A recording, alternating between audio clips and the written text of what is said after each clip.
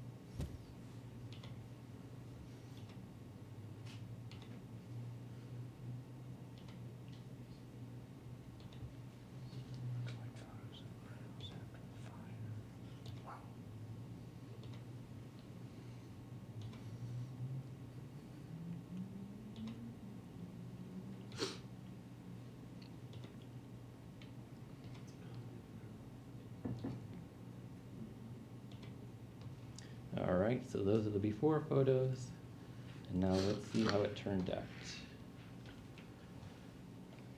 Here's the front along Walker Avenue. Here's the side along Russell. The rear. The window well grates, which came before this board. And there's our certificate, which we will give to Mr. Ozdam. So if everyone from the HDC will join me off the dais in front of the podium.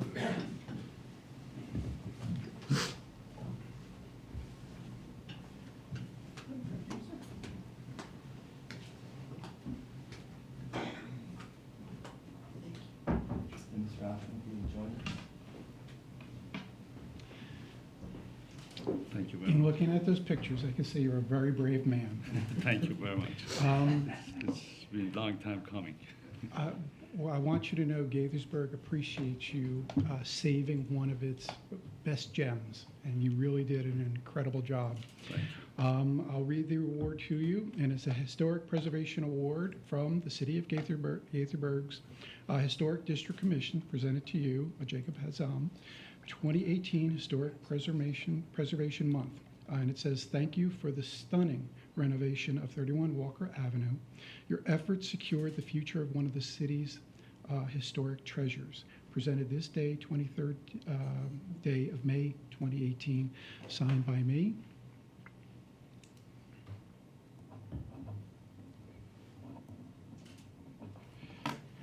And thank you very much. Thank you very much. I'm grateful. Would you like to take some photos? Thank Get you. everybody in, surround them, get everybody in, because Marvin. All right.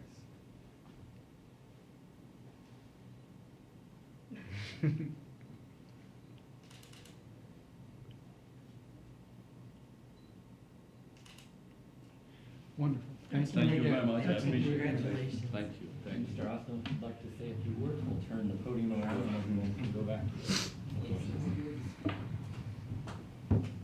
Should we stay here?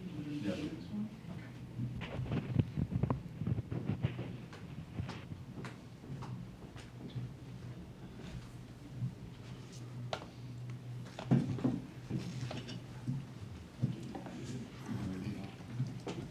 I'd like to express my appreciation for the award. When I took over this property, I could not sleep the night after. What did I do?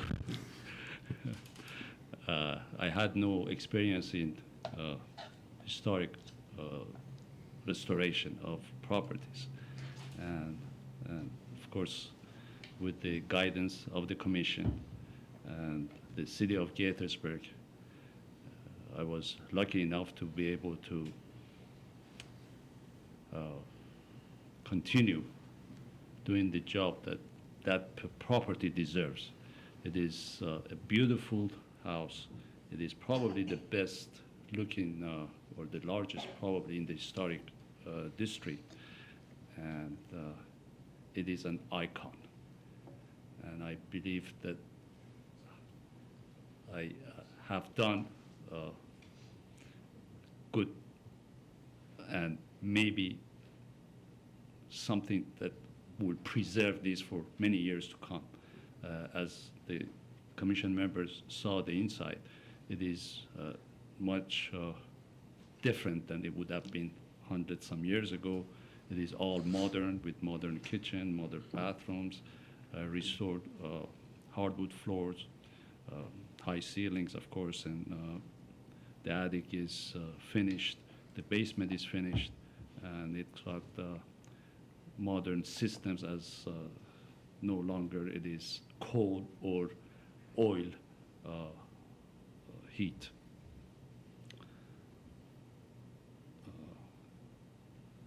It's been more than 3 years, I think. Wow. And we've had many meetings here, and we hashed out a lot of difficulties, and I'm glad that we are where we are now. And I'm glad that I have been able to do something like this. I should be proud of myself because I've never done it before. So thank you very much for the award. I will cherish this, and I will have my realtors to advertise this the way it should be. Thank you very much. Wonderful. Thank you very much. And I would like to note that the award to you was an unanimous decision by the commission.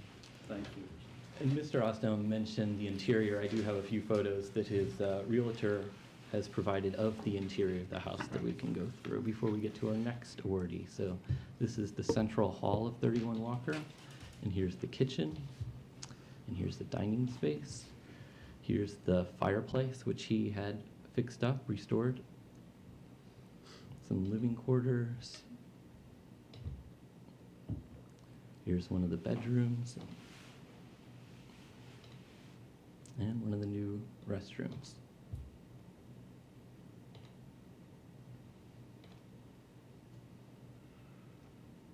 And the basement has been fixed up as well. So thank you again, Mr. Austin. Thank you.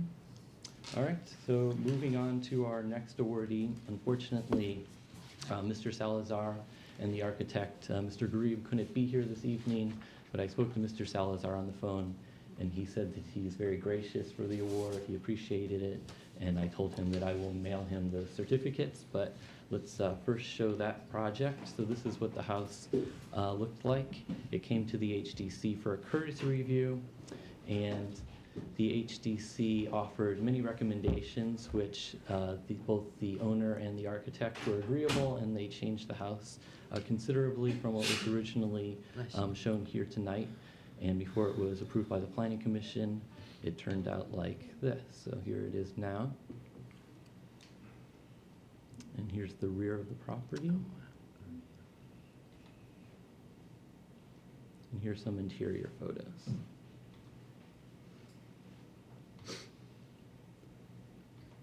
Beautiful. And here's the certificate for the owner, Mr. Ruben Salazar. And here's the certificate from Mr. John Garib, the architect. So I will mail each of these certificates out to their rightful recipients. Well, let me read the Preservation Award then, if Sure. that's okay. This goes to both Ruben Salazar, the owner, and Jahansus Garib, the architect. And it is as follows: the Historic Preservation Award from the City of Gaithersburg's Historic District Commission, presented to Ruben Salazar and Jahansus Garib for the 2018 Historic Preservation Month. And we are saying thank you for following the HDC's recommendations on the addition to 11 Cedar Avenue. Your willingness to work with the city resulted in a modern residence that is harmonious with its neighborhood. Presented this day, 23rd day of May, 2018, and will be signed by me. Okay, thank you.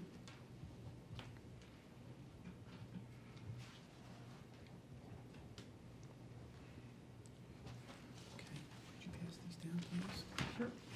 Thank you so much. Okay, next then, on the agenda is the historic area work permit reviews. Is that correct? That is correct. And it's for HIST 7919-2018. Does the staff have a report? We do. The Colonial Revival style building at 320 Kent Square Road is located in the MXD zone and is individually designated as the Kentlands Mansion as part of the Kentlands Old Farm neighborhood. The historic area work permit comes before the HDC in accordance with section 24-227A of the City Code. The applicant, Public Works Operations Administrator Sean Stevens, seeks approval to cover the porch footer at the rear entrance with stone veneer that matches the wall constructed as part of the Kentlands Mansion side garden project. And these plans for the side garden, approved by the HDC at its April 2017 meeting, you can see that the area originally was supposed to be covered with concrete. So we're talking about this area right over here. But upon extraction, the porch footer was revealed, and we're talking about this area where the cones are in this photo. And it was decided that laying just an inch of concrete on top of that footer would likely crack. So after considering a number of options, Operations Administrator Stevens determined that boxing in the exposed footer with stone veneer, so here's the footer again, and this is the proposed stone veneer that matches what's on the wall over here. To match the wall would be the most practical solution. Here's another view of that footer. Again, we're talking about this area right here. It's approximately 4 to 6 inches and then maybe 6 feet long. And lastly, we have this photo. So the Historic District Design Guidelines for the Brooks, Russell, and Walker Historic District and individually designated historic sites apply. In the driveways, alleys, and walkways section on page 29, the guidelines note, Any new or replacement public sidewalk should be consistent with the historic materials for the area. Lead walks from public sideways or driveways should be constructed of concrete, brick, or tar and chip. Slate, flagstone are acceptable but not preferred.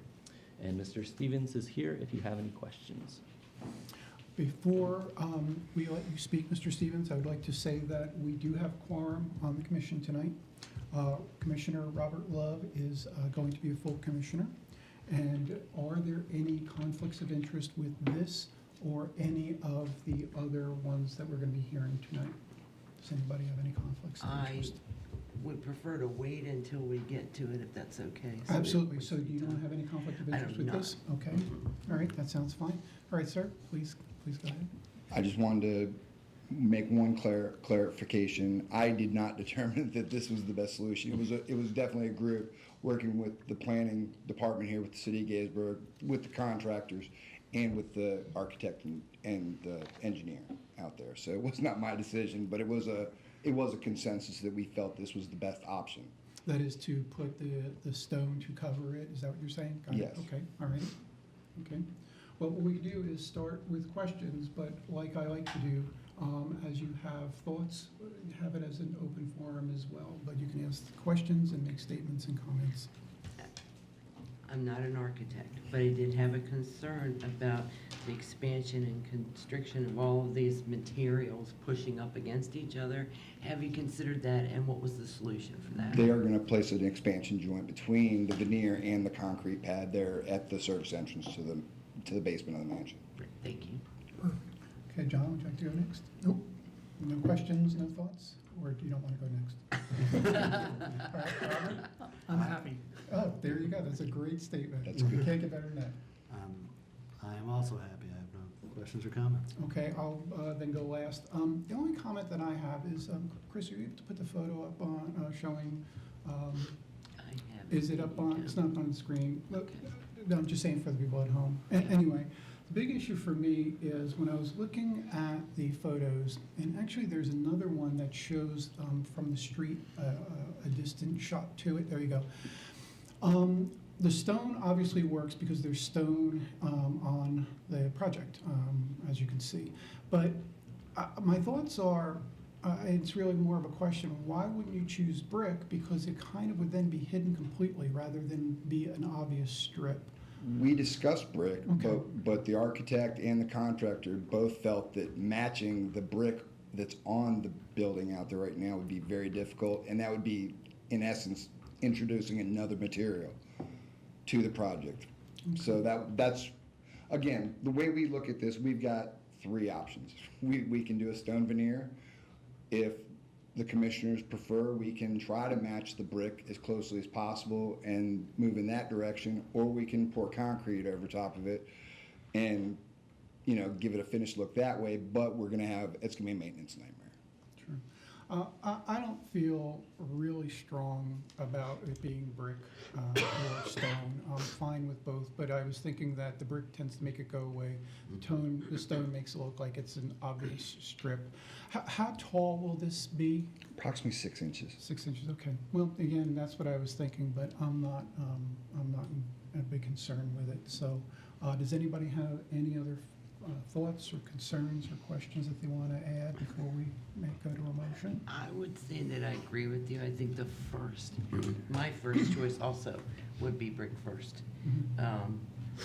But can we do that? Can we actually give it a shot, and if it Mr. doesn't Chair, work out, then? May just want to make sure there's no other public comment before Okay. Oh, we're thank you summing very up much. too. Very That's true. fine. Thank you so much. I appreciate that. Sure. Yeah, good point. So, All right. So we will be making some kind of a motion this evening. Could we make it suggestive? Sure.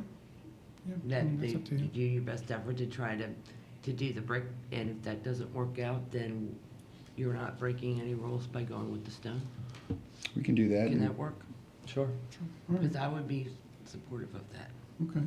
Can we coordinate with Chris Berger as far as the approval if we, to view the brick, to see if we can get a consensus on that end? And for clarification, the brick doesn't necessarily have to match exactly what's I don't on the think it has mansion. to. In fact, we would probably It want won't. it to stand out a little bit, so we know that it's not The historic original. material, right. And that's true, to differentiate from the old, so we Yeah, could go I think do from the that. road, you wouldn't be able to tell Yeah, yeah. any difference. Thank you, Frank, for Sure. the thought. Is there anyone from the audience that wants to speak on behalf or against this proposal? I see none. Okay. All right. Does anybody on the commission have any other final thoughts other than going for a motion? Okay, I'm open to a motion. You want to, Robert? No, Or you want you- me to? Okay. Run it up. Let's see. Now, we're gonna make this with one condition, I just need a little help wording it. We're moving to approve HIST 7919-2018 porch footer material change at 320 Kent Square Road in the mixed-use development zone. But after that, what should I say as far as the brick goes, do Well, you think? actually, say what you're hoping to achieve. That is, do you Okay. want them to attempt to do a brick match? Or do you want them to have the option to do either brick or stone? I move the Historic District Commission, based on the exhibits submitted in the staff report, findings and recommendation, grant HIST 79-2018, allowing the option for the applicant to try to match brick and use brick, and if that's not possible, that a stone veneer would be suitable.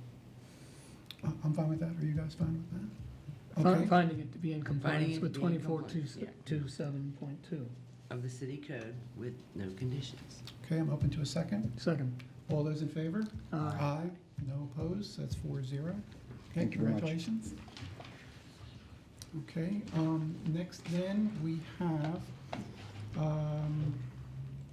HIST 7867-2018, which is rolling stock relocation at 5 South Summit Avenue in the CBD Central Business District Zone.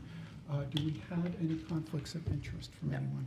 No, okay. Does staff have a report? Yes, before I hand it over to our presenter, I will give a brief introduction. The B&O Railroad Station comprises an approximately 1 acre property located in Old Town. The property includes the station, the Community Museum, the Rolling Stock Park, the Old Town Plaza, and the History Park. The project area for HIST 7867-2018 includes the caboose here and the Bud Car. The Historic Area Work Permit comes before the HDC in accordance with Section 24-227A of the City Code. The applicant, the City of Gaithersburg, seeks to move the caboose to tracks just north of its current location on the edge of the newly opened Old Town Plaza, and then move the Bud Car to the tracks where the caboose currently rests just north of the Community Museum. So unfortunately, our aerial is a little out of date. The Old Town Plaza has been completed, but essentially the caboose is moving over here, and the Bud Car is moving where the caboose now rests. The rearrangement is necessary to make way for the Fishman mixed-use development on the land immediately to the east, which is over here. As you remember, the HDC provided a courtesy review of SP 7805-2017 at its May 2018 meeting, when it was noted this rolling stock relocation project would be coming to the HDC for review. The Planning Commission approved the Fishman project on April 4th, 2018. And Mr. Steve Torgerson of AMT Engineering is here to present, and I will switch over the computer for your presentation.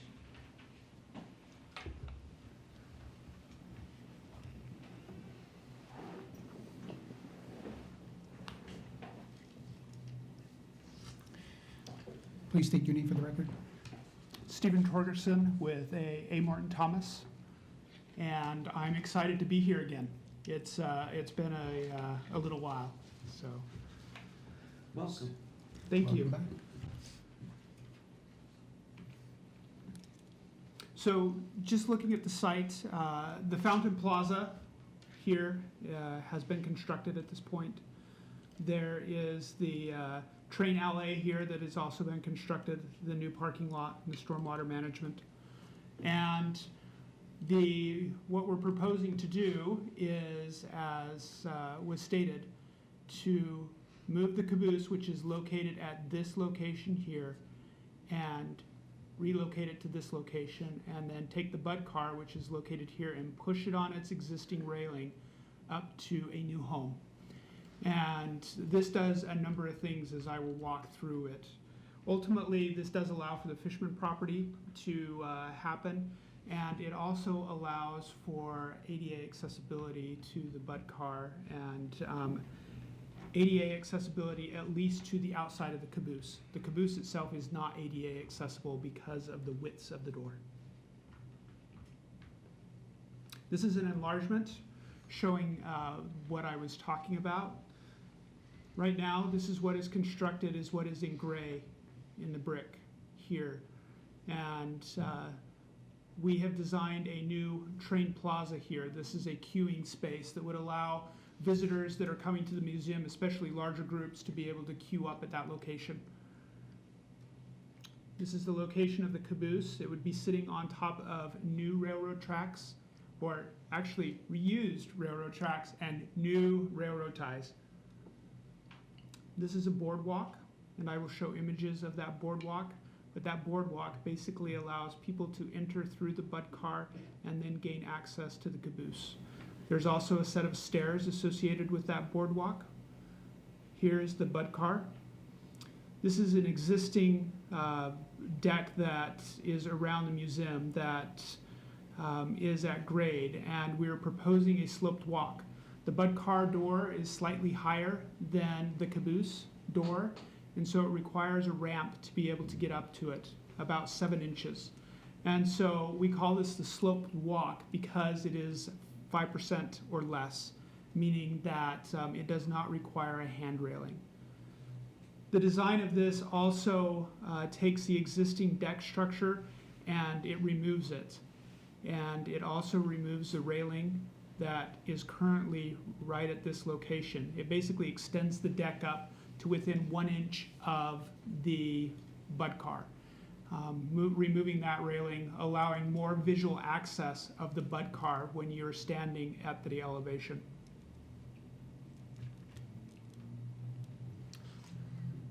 These are photo renderings showing the existing condition now, and then showing what it would look like with the caboose and the Bud car moved.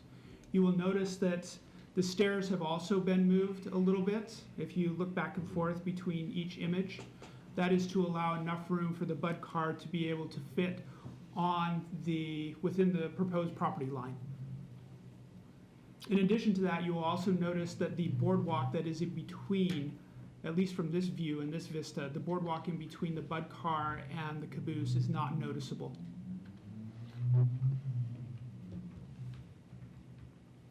This is an elevation. You can see the caboose is here, the Bud car is here, and you do see a little bit of the boardwalk if you're looking straight on, poking out the back this direction. The material for the boardwalk, we discussed a lot of different options.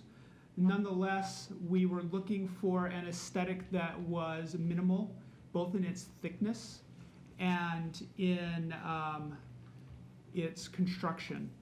And by doing the structure of the boardwalk out of steel, we're able to achieve that. So a typical deck would have a minimum joist of 8 inches because code won't let us do any less than that.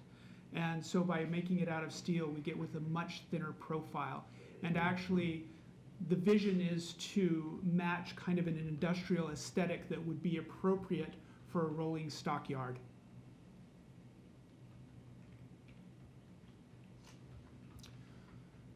There are some railings that are required for the boardwalk. We had lots of discussions about options and opportunities here. Once again, we were focusing in on kind of the vision of having a more industrial aesthetic, but also having a railing that did not obscure the rolling stock. And this is what we have. There were some concerns about having horizontal cables, and so they were moved to be vertical, just so that children didn't climb on top of them. This is a section that cuts through the boardwalk. You can see the stairs here. The stairs will require a hand railing. You see a section cutting here through the Butt car, the boardwalk, and the caboose, with the Butt car here and the caboose here. You will see the grade change. The grade change allows both the Butt car and the caboose to be at the same grade so that ADA accessibility is achieved. And also strollers and people in high heels. The train plaza material is brick to match the existing brick that has recently been installed.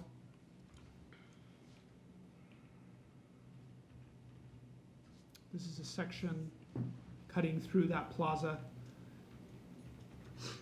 The slope is within ADA accessible range.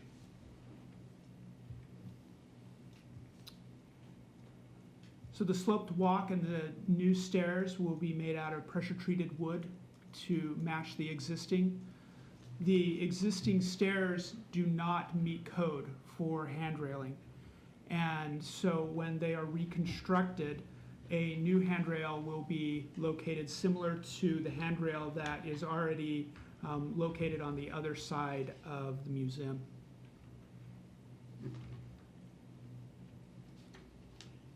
And with that, we're at the end. Okay. Next then, I guess, we would like to hear from any of the public, if they are for or against this. Please come up and state your name. And we are allowed to give you up to 3 minutes, so please enjoy yourself. Yeah, Ed Richley, 14 Walker. So before I came over, I went and checked my 1943 aerial photograph of that area. And it's pretty clear, and you can even see it today, that there's a siding that came off the line where all the cars are sitting on it right Wow. now. And as a historic issue, basically this is moving the caboose to something that didn't exist, wouldn't exist. And so we're rearranging historic property to make room for some non-historic building that's going in, or supposed to be going in. So it's a little troubling. I mean, you could put the caboose anywhere if you're going to do that, right, as far as history is concerned. So I just wanted to kind of point that out. And it is troubling that we'd be moving historic equipment around to make room for something that isn't a historic building. I mean, if you can do that here, what else, what else can happen around here too? So that's my comment. Well, thank you very much. Is there anyone else? Yes, sir. Please come on up and state your name. My name is George Quinn. I live in Gaithersburg. I'm a scientist at NIST. I'd like to suggest a possible amendment to the plan. When you took the tour of the grounds, or I guess you looked at Walker Avenue. Yes. Did you look at the train station before this meeting? We did not make a tour of the train station, but we've all been there. Okay. You may have noticed lying on the ground, trackside, a color position signal tower, which I arranged that when it was taken out of service by CSX Railroad in the year 2012, that it be graciously donated to the museum. So it lay in the ground for 6 years, collecting rust. And over the last 3 months, I've carefully preserved and restored it to pretty good condition. Now, I did this in cooperation with Wendy and also more recently with Nancy Vild, with the expectation and the hope, please, that you might be able to add it to the exhibits in and around the museum. That particular tower was in use by the fairgrounds just off of Chestnut Street for approximately 80 years, and I have some photographs of it here. May I give them to you? Sure, absolutely. Yeah. It regulated the passage of trains for 80 years.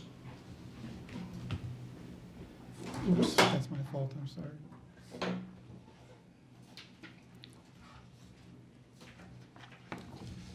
There we go.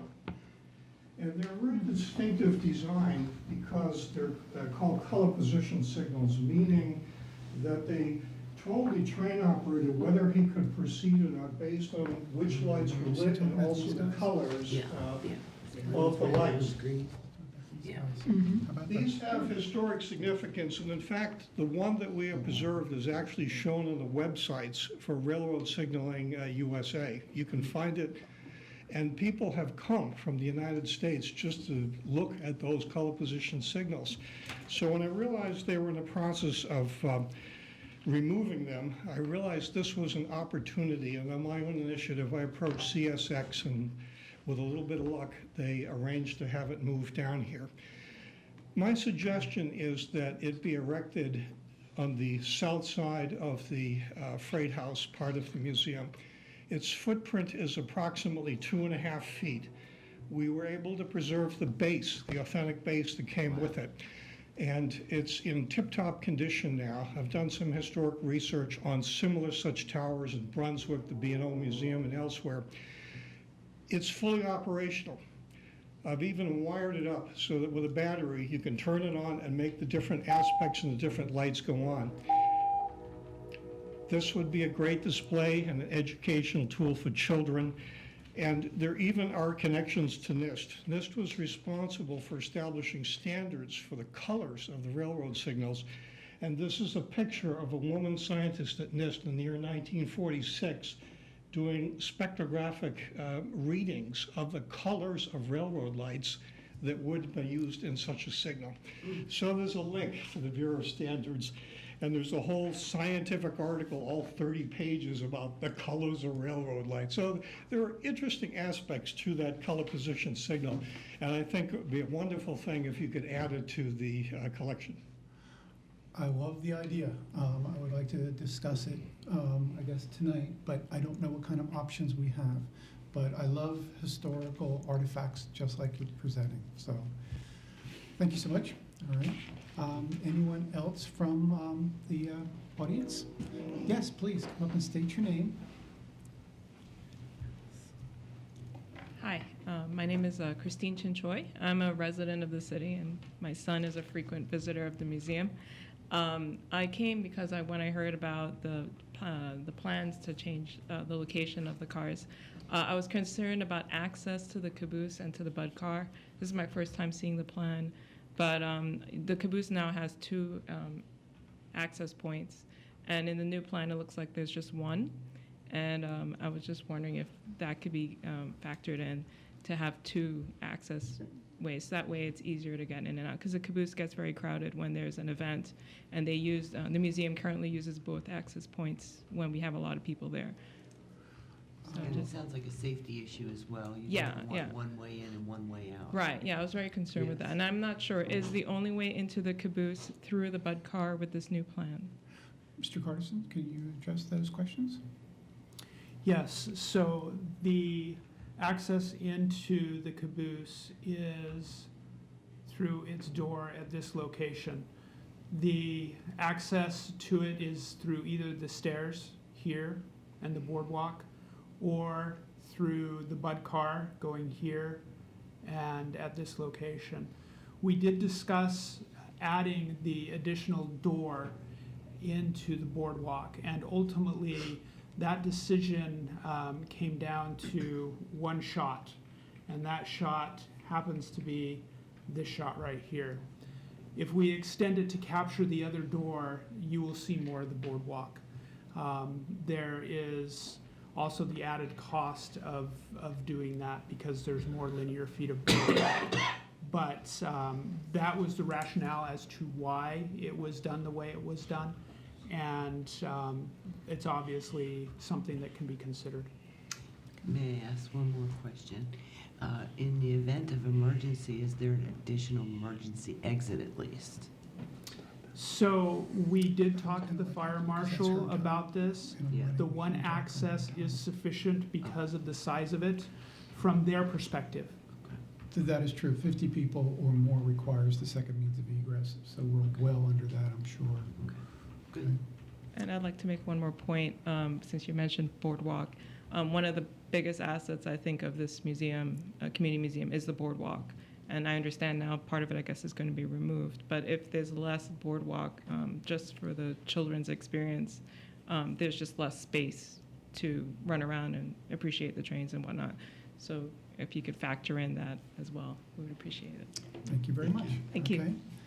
Is there anyone else from the audience who would like to speak in favor of or against this proposal? No, I see no other hands. Okay. All right, next then, I guess we can start with commission, and you can discuss, you can ask questions and discuss your thoughts at the same time if you like. And we can start with you, Mary Jo, again. I had no further comments or issues with the project. I'm satisfied with the plan at hand. Okay, John, would you like to go next? I also am satisfied. I have a couple questions one question for Mr. Quinn, if I might. Do you happen to have the name of that female scientist that you could provide us? Yes.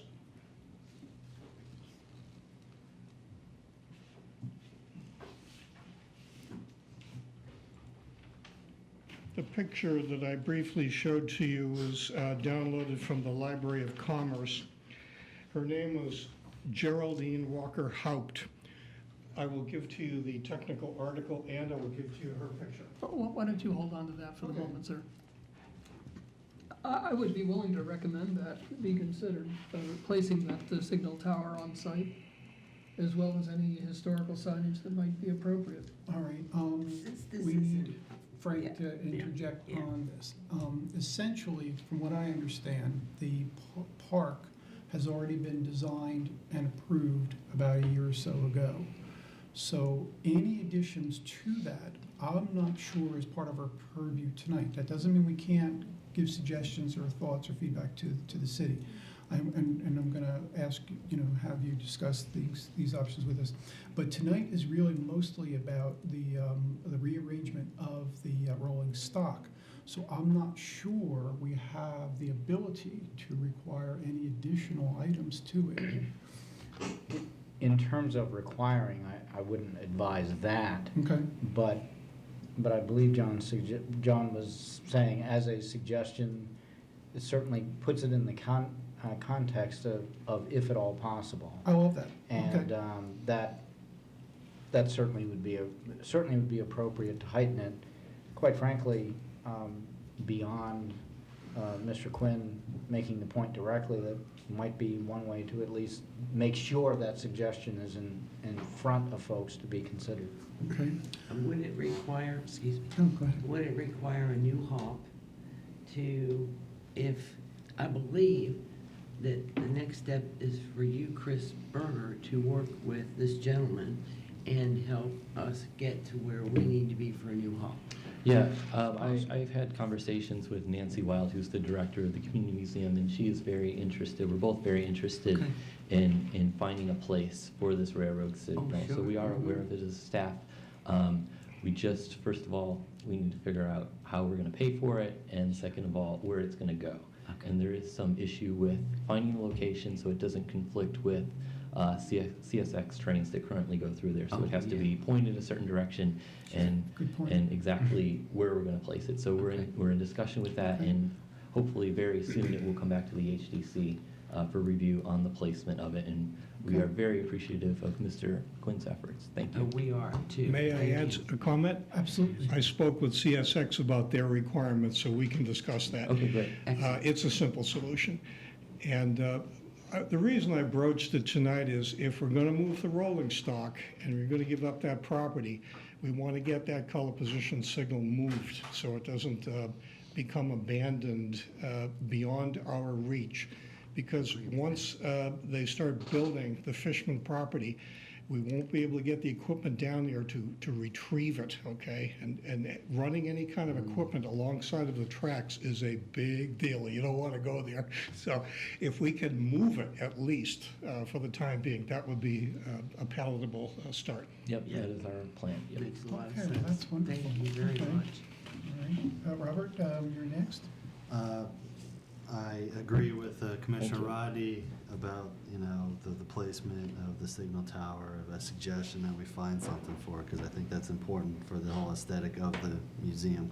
Now, you're saying the materials, you said the wood was not even optional, like that wasn't even considered, or I mean, I know you said it was considered, but was it just is not doable at all. You're saying for the boardwalk? For the boardwalk is what I'm saying, is because when I look at the whole thing and when I, take my family, it's that wood boardwalk and kind of the way it ebb and flows with it, and that kind of adds to like the feeling of the area. And I'm just thinking if you just put like I know you want to look kind of like a train station, but to me, this doesn't look like a train yard to me. It looks a bit too modern, but I was wondering there was no way to do the wood just based off what you were saying?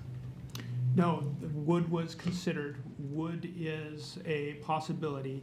The ultimate constraint behind using wood is just that it would hide more of the bud car, because the joists that would be required are at least 8 inches, and that's because of code. So instead of having a thickness profile of this thick, you're now looking at a much thicker profile. So it's there are definitely possibilities of material. We did look at a larger range of materials as we went through the design process, and with recommendations from a number of different sides, this is the material that we ended up proposing. Okay. I say it looks just a little, to me it looks very modern. It doesn't look very historical to go with it. The wood, I think, kind of, in my opinion, kind of fits with it, but I can understand what you're saying on that. Now, you were saying, now that, I agree with the young woman who was up here about the access to the caboose. Just having taken little kids in there, and I mean, they're flying out both ends. It gets kind of chaotic. So, I mean, I would make the suggestion, I know if it hides the bud car a little bit more, but I would make a suggestion of extending it so you can utilize both those exits, because it gets crazy in there. There's I don't know if anybody's been in it, but it's, I haven't yet. I mean, you want to be able to get through it, and just to label to one, and when that place is full, it's kind of chaotic. So, I would suggest bringing it up a bit to give you access to both sides of the caboose, most definitely. So, but those are my suggestions. Okay, I'm next then. I'm in agreement with everything that's been said with the commission so far. The caboose just has one way in, one way out, as I understand it. That is correct, the way that it is. I've been in there, and I remember, if I'm not mistaken, I went in one and out the other, but I think it would definitely be a log jam in there with people trying to get in while others are trying to get out. So is that a possibility to get the second means of egress, or get the second way of getting out? It definitely would. I do agree. It would definitely make it more usable, more friendly. Because I remember being in there and it was wonderful, but it was, I can't imagine trying to get out when others are trying to get in if there's only one way out. So I strongly agree with you on that. The next question I have is, how high is this boardwalk? What's the top height, roughly? Roughly. Roughly. Actually, with our section, I can tell you more exactly. Okay.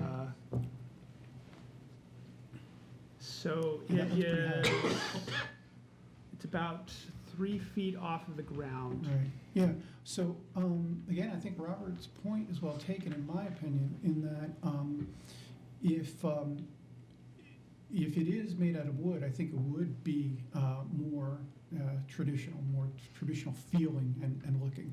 And I'm not so sure, I personally don't believe that the excess or the extra thickness on the structure with the extra, the 2x8 joist versus versus, I guess, the steel joist being thinner profile. I'm not sure that matters too much because it's elevated so high anyway.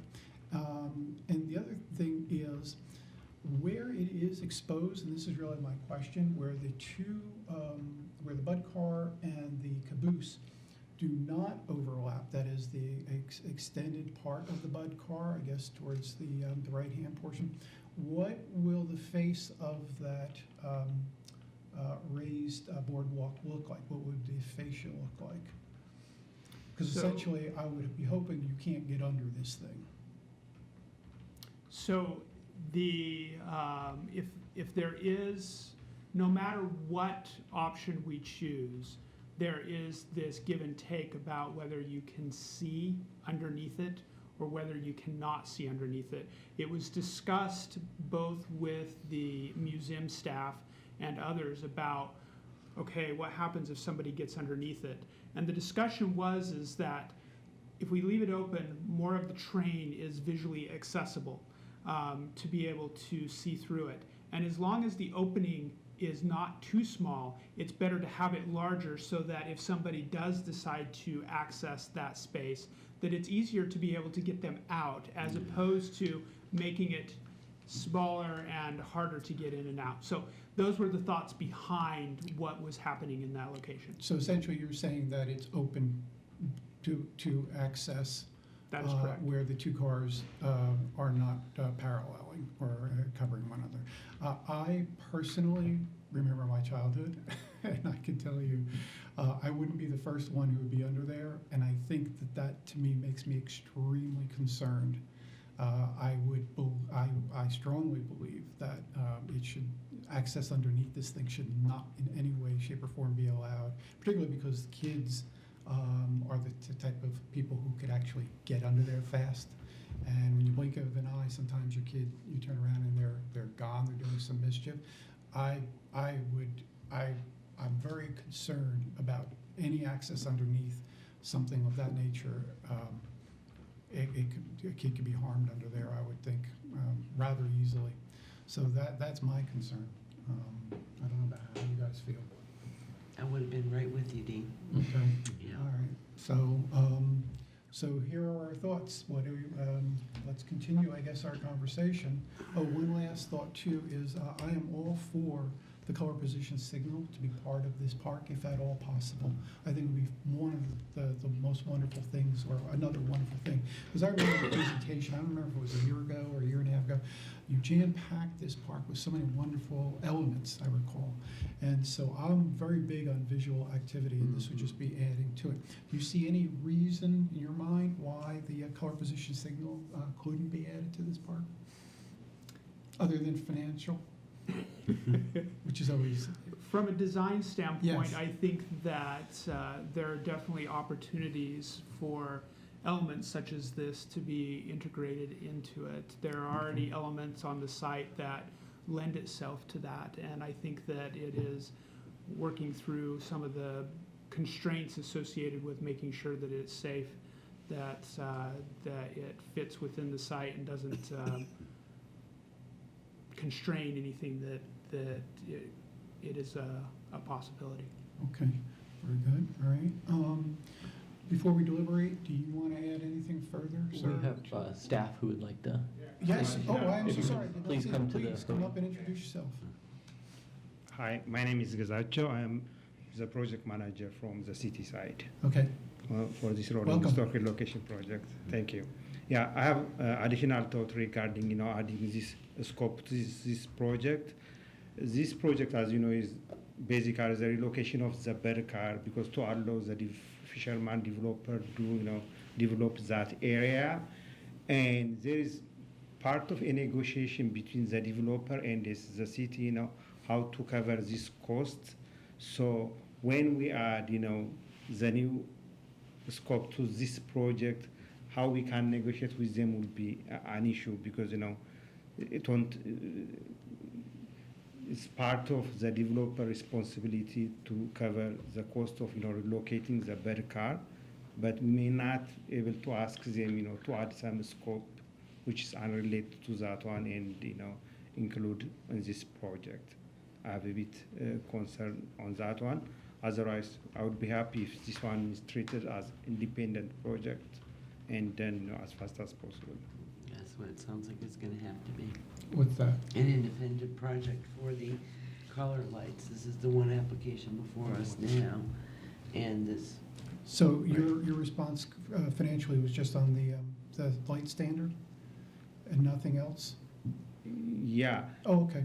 this negotiations with the the- relocation, Yeah. the bird cars and the caboose relocation project is planned to be covered by the Sure. fisherman developer. Right, There is under negotiation on Right. the final numbers. right, If we add something in that scope, right. which is unrelated to moving the bed car, Mhm. that would be an issue, I Right. don't know how we can settle with. So are you the saying developer. it's not just the color position signal, but the possibility of changes to the boardwalk that concerns you? Not the board. Oh, okay. I'm concerned about Okay. the budget part and the negotiation with the developer. Okay, all right. Who's covering the boardwalk? Are we covering the boardwalk or are they? It's a little of both. Okay, Mm. all right. All right, I guess, I'm so sorry. So my recommendation would be, to treat that as an independent project. An independent The project. signal Sure. thing, yeah. Okay, I think that's actually what we were all thinking as well, if I'm not mistaken. I agree. Yes, sir? George Quinn again. I've thought intensively about safety. The electricity is low voltage. It's 12 volts. It's the same as a doorbell. So there's little risk there.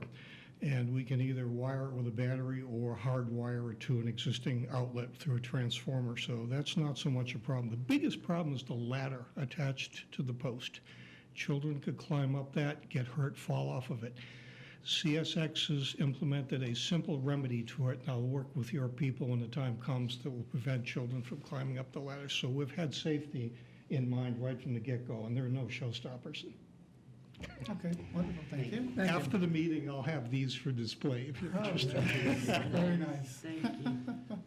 I think the Yes, sir. plan is temporarily is to relocate the signal to city property when For the Fishman safekeeping. project is developed before we can figure out exactly where it's gonna be placed. So that's Yeah, the plan, we'll just just like- relocate it to Just safety. like the light in History Park, the clock in History Park. Right. Wasn't that in storage for 20 years? Yeah, well, hopefully it won't be 20 years. No, I thought it was for a long It time. was. Yeah, all righty. So I guess we've Where also. are we? Well, here's what I think. There are, everybody is in agreement, I believe, that the color position signal is worth preserving, and it has to be on a separate project. Yes. So we can put something in our approval as that is a caveat that it should be considered. Then there's also the two thoughts on the material for the boardwalk, being wood or steel. And then there's the other issue of it being open to access to kids, but to anyone, but especially to kids.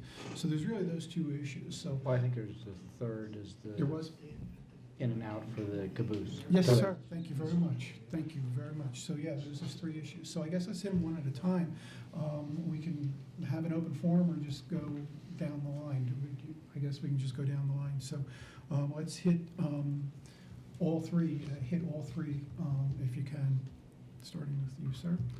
Well, you've heard my thought on the material. I'd really like them to try to do wood on that. I think it kind of flows with everything, and it makes it look a lot better in those cases.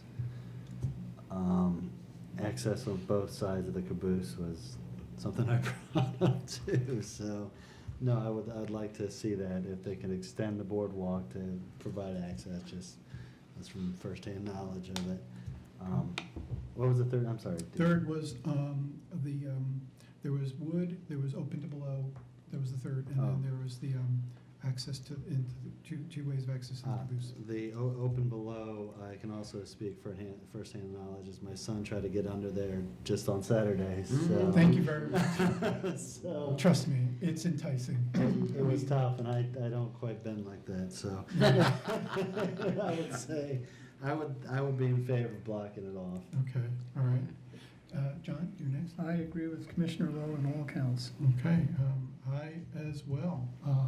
You, Mary Jo? Initially, when I saw the plan, I was supportive of the metal simply because it kind of vanished. And you could see through it so easily, and it seemed so open.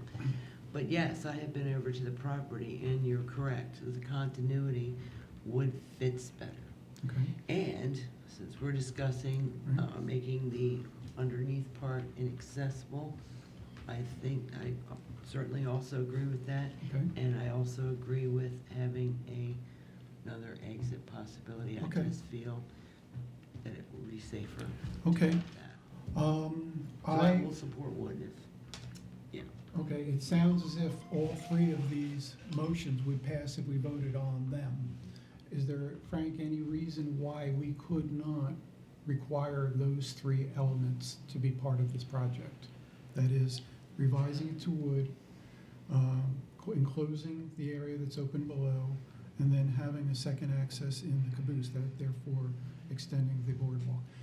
It's all, In it's a terms of, financial in issue. terms of process, right, Yes. I understand that. In terms of process, I do need to ask, is this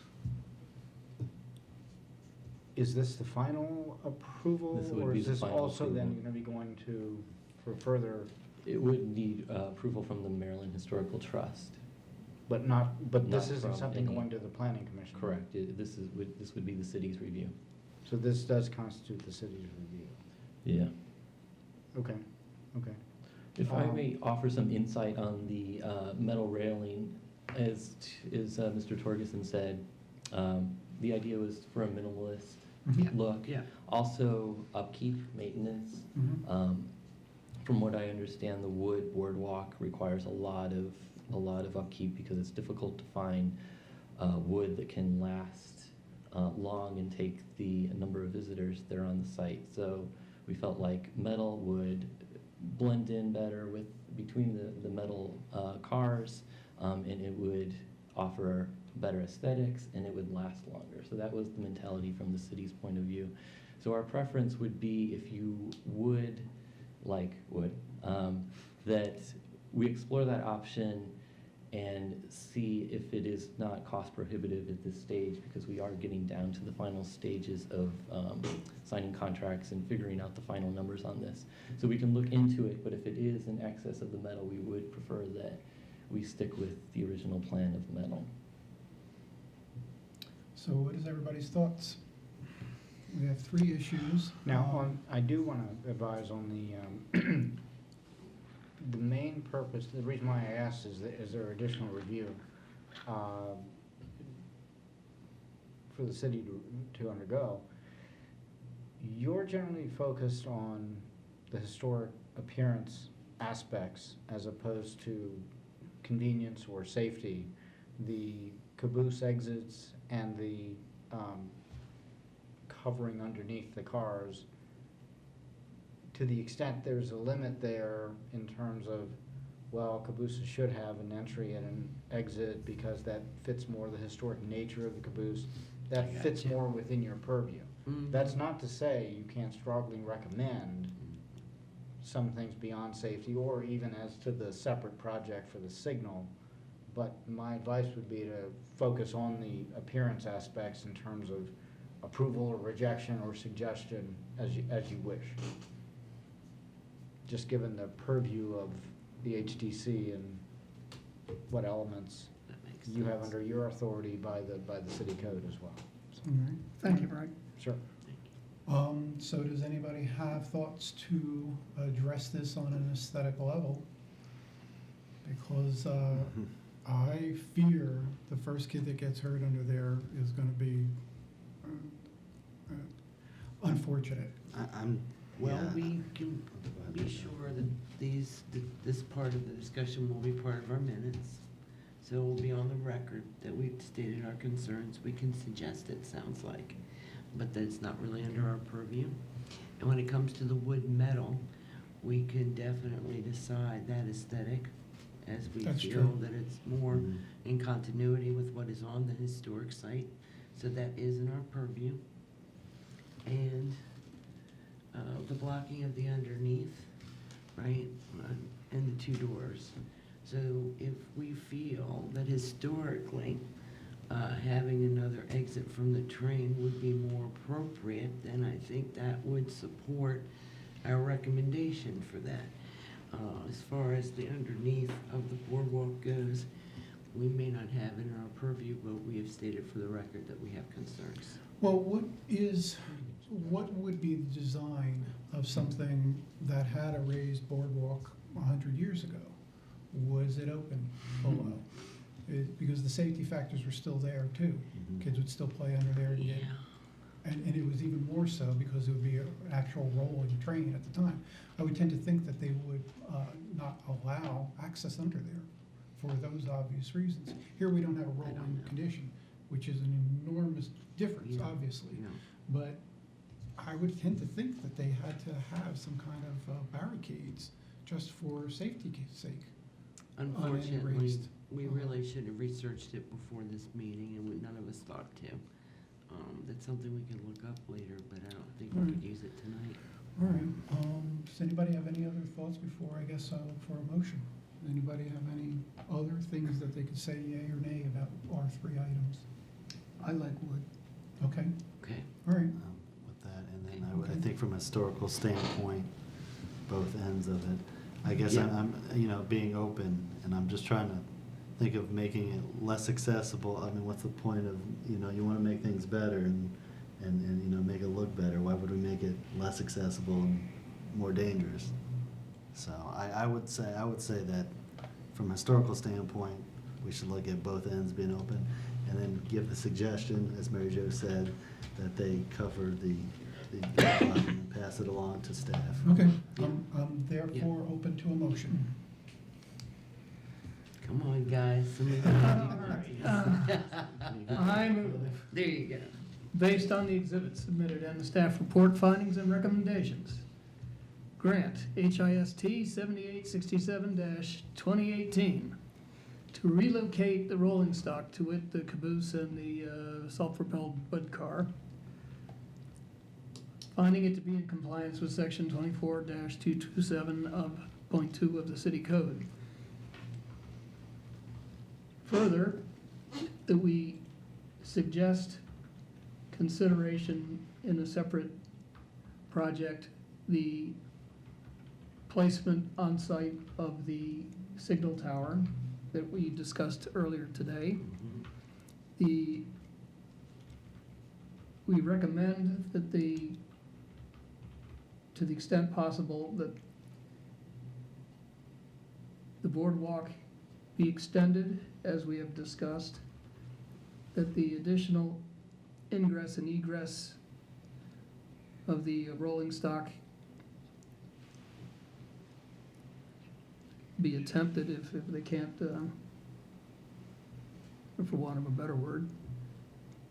And that staff consider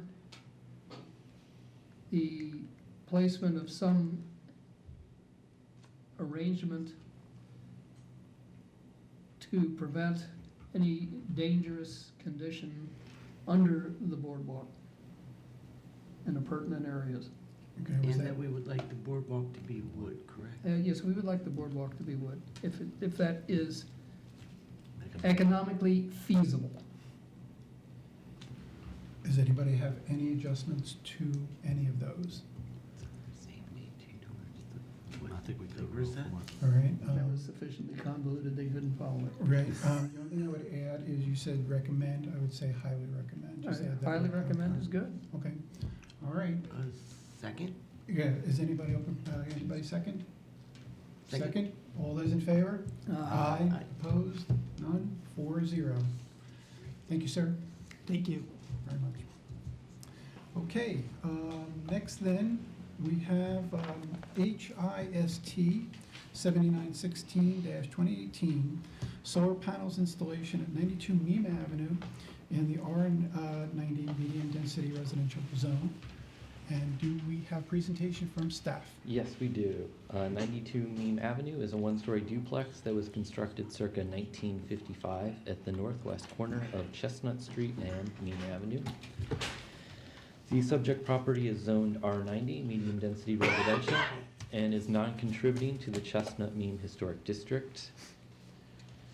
The historic area work permit comes before the HDC in accordance with section 24-227A of the city code. Some background information: the HDC approved solar panels for this property at its August 2017 meeting with HIST 7679-2017, and these are the approved plans on the screen for a refresher.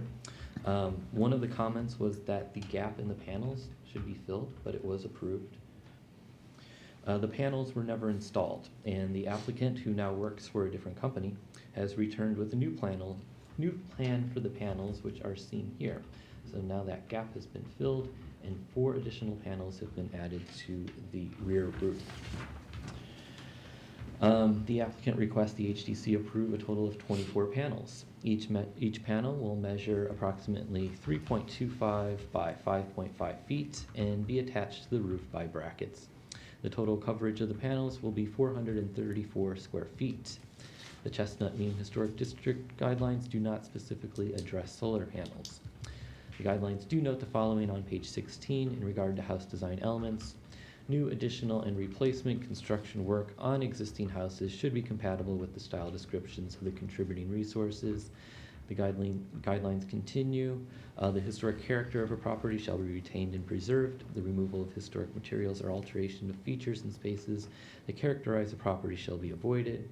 And the guidelines note the following on roofing. Original materials should be retained, matched, restored if possible.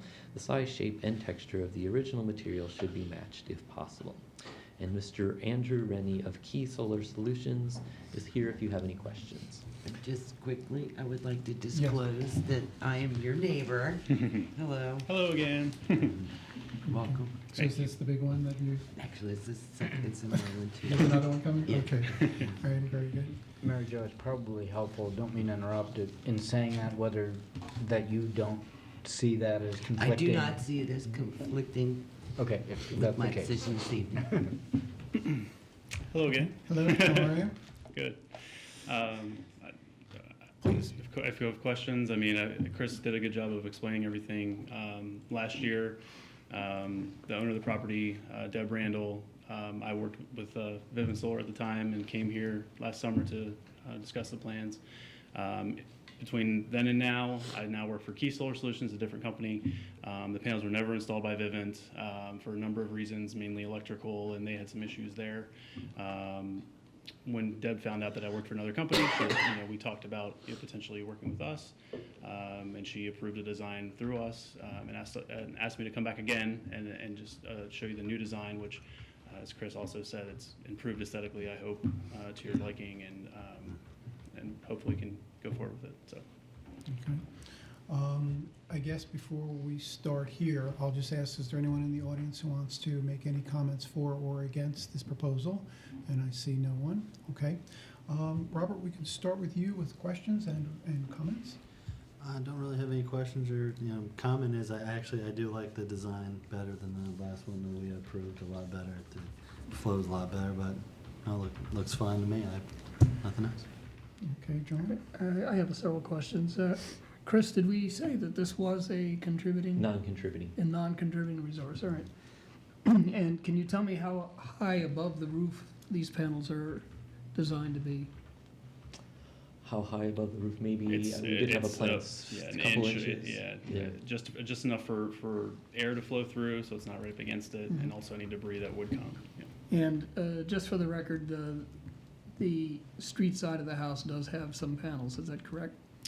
Well, which It's a street? Street side has Property. all of them, Yeah, so Meem Avenue has the Right. majority of them, 18 and or then there's some in the back. 20, and then 4 on the back. And what we approved previously was pretty much the same. The preponderance was Yes. on Yes. the street side of the Correct. house, Yes. visible. With an addition of 2 on this new design.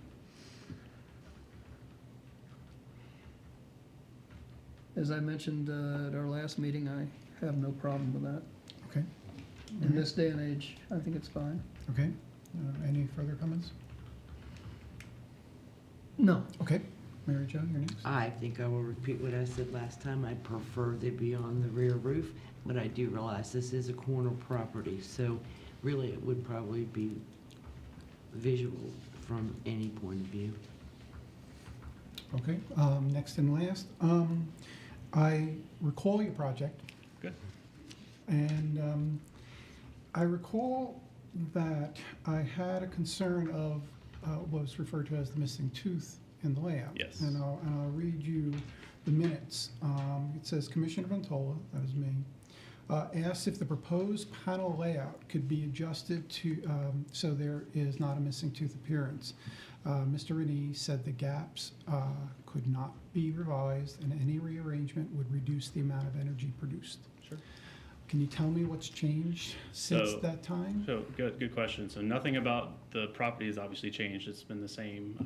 The I approached Vivint, the contractor, about the concern beforehand. The homeowner had the same concerns. They didn't want the gap there. And I was told by Vivint that the measurements didn't work out, the chimney was too close, and they wouldn't do it.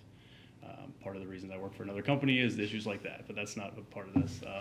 But anyway, we did the same measurements. We have the same, we have different software, but it's the way that the house measures up and what you can see visually, kind of suggests that you should be able to fit those two, and that actually is the case. And so the fact that it's a different contractor and with a different opinion, I guess, is the reason. And again, which I'm happier now anyway, so I'm in a better place than I was in August, but again. Well, thank you very much. Sure. You have certainly convinced me of your integrity, so thank you. Great. I'm open to discussion, so I guess we can start with you. I have nothing. I'm satisfied that the new plan is complete. Okay. Final discussion is, I'm not for solar panels on front of houses. They change the historic nature of the area. I recall abstaining from the vote last time, and I'll plan to do the same again today. I don't want to stand in the way of progress, but I can't support something that I don't feel comfortable with. So, any other thoughts before we Yeah, I'm not a form over substance kind of guy. I'm more of a process person.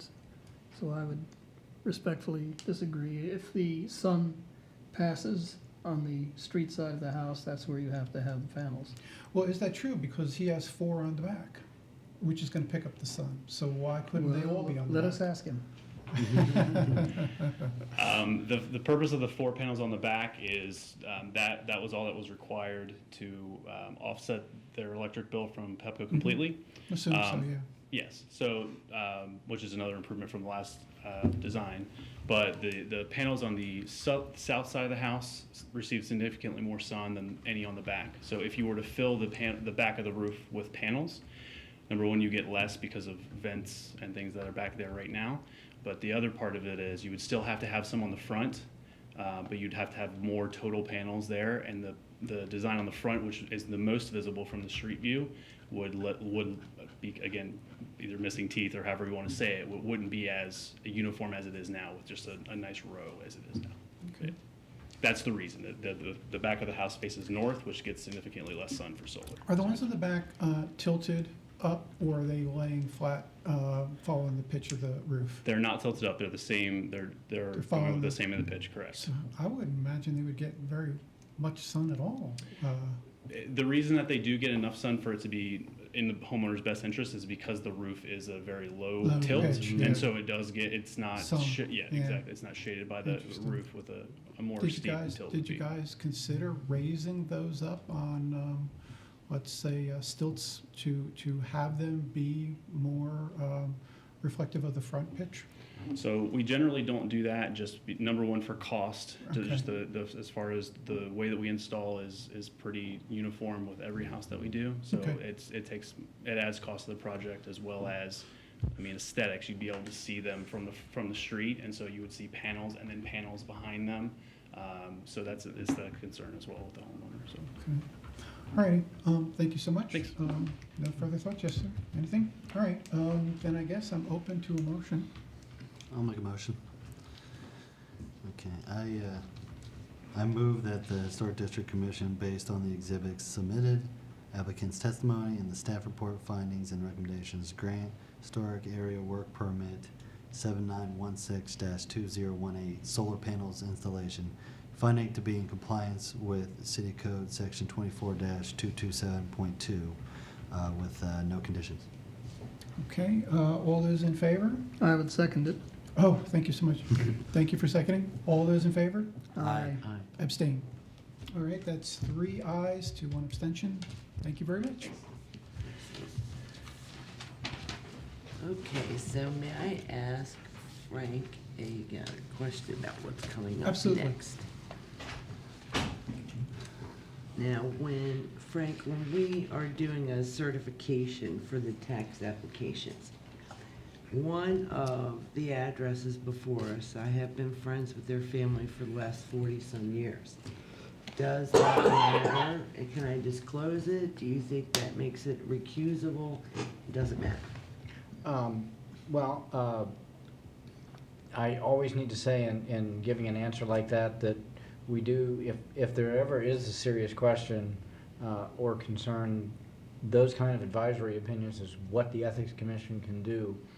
But the ethics ordinance focuses more on business interests or connections. Friendships, yes, if it does appear that for friends or family you are giving somebody an extra favor by your position. That comes down to your judgment. I understand that they have been friends, you said, for many years, several decades.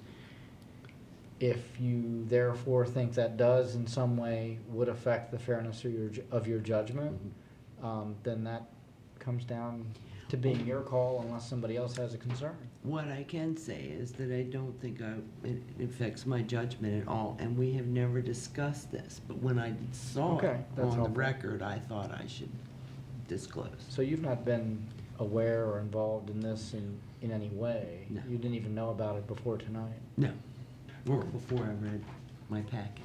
Thank you. Which you certainly did before tonight, I Yes, understand. absolutely. All right, good. So we Okay. proceed then. Very Just good. want to make sure So what That your sounds wonderful. conclusion is that you don't see any, that I don't that see it would not affect your anything judgment? inappropriate. Okay. That's right. Okay. Thank you.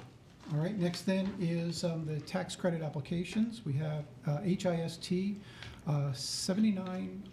7907-2018, Historic Tax Credit Certification of 321 Firehouse Lane in the MXD Mixed Use Development Zone.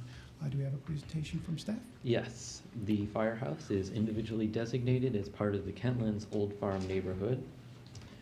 The applicant seeks tax credits after they refinished and painted the garage and entry doors and fixed broken glass. So we're talking about these garage doors and the entry door here, and some of these glass panes were broken as well. And these are the before photos. Here's some close-ups of the wood in the garage doors that had split. And here's more before photos. And here are some after photos. So the work totaled $2,907.82, and the applicant seeks a tax credit of $726.96. Do we have any questions? Nope. I guess what we can do is start with the commission on some thoughts, one way or the other. I guess we can start with you, John. Yes. I think I'm mixing it up a bit. all of the improvements that we're discussing here are integral to the maintenance of the property itself. They're essential. So I have absolutely no problem with any of them. Okay, great. Mr. Ott? I'm going that way, Yes, sir. Mixing it up. Throwing you guys a huh? curveball. I fully agree with Commissioner Roddy on that. They had to be done, and I see no issue with issuing this. Mary Jo?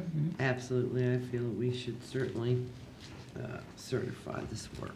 Yep, and I have absolutely no concerns whatsoever. I think that they've always done a great job, so I'm open to a motion to certify. I move that we certify HIST 7907-2018 Historic Tax Credit Certification at 321 Firehouse Lane in the MXD Mixed Use Development Zone. And let's see. It's eligible for participation in the Montgomery County Historic Preservation Tax Credit Program. Second? All right, we'll second Yes. that. Okay, all those in favor? Aye. And none opposed, that's 4-0. All right, next then is, same tax credit application concept is HIST -7922-2018 Historic Tax Credit Certification at 24 Brookes Avenue in the R90, which is medium density residential zone. Do we have a presentation from staff? Yes, the residence is contributing to the Brooks, Russell, and Walker Historic District. And this is a before photo. The applicant seeks tax credits after they replaced rotted wood, repainted the house, installed new kick plates on the doors, and replaced the rear steps. They also replaced the roof on the garage. No historic area work permit was required because the work was considered routine maintenance and repairs. And I have additional photos. And these are photos they provided after and after. And here's the garage after it was repaired and painted, and it received a new roof as well. Here's those new stairs in the back. Essentially, they had 4 steps and they added a 5th, so it was code compliant. They're still made out of wood. And here's a view of the garage with its new roof. And that's all we have. Okay, wonderful. I guess we can start with you, Mary Jo. Just disclosing again that this is a property owned by some friends of mine. And no, it looks to me like everything was appropriate for maintenance. I will next, and I agree, there's no concerns whatsoever. I think this is definitely eligible. John? Again, everything was essential to the keep maintaining the integrity of the property. I think it's clear. Okay, Robert? I agree with the rest of the commission. Okay, I'm open for a motion. I To would certify? move that the Historic District Commission tonight certify that HIST 7922-2018 eligible for participation in the Montgomery County Historic Preservation Tax Credit Program. Anyone second? Second? All those in favor? Aye. None opposed, that's 4-0. Okay, congratulations. Next then is from staff. Our first item is we're going to play a video. This was produced in the winter. It's available on our YouTube page by going to Gberg MD or just searching Gaithersburg in the search bar of YouTube. We made it for tax credits. So if we give our TV production just a moment, they can load the video and play it. Oh, wonderful.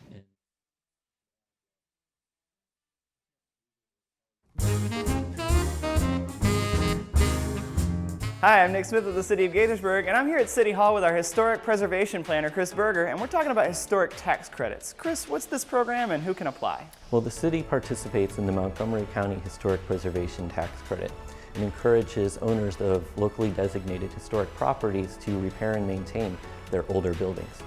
And so how much can people get from it? The credit is 25%. So for example, if someone had $10,000 worth of eligible work, they can get $2,500 back on their county taxes. What kind of work might qualify for this? It's a broad spectrum, anything from re-roofing to repointing to repainting, even one-time termite treatment would all be eligible. So what is the application process like? Is there a deadline? There's an application. Interested parties would need to fill it out and include receipts of payment and before and after photos. And the general deadline is the beginning of May for work completed in the prior calendar year. And where can people go to get more information? The city website, or they can call the planning department. Excellent, thank you so much. You're welcome.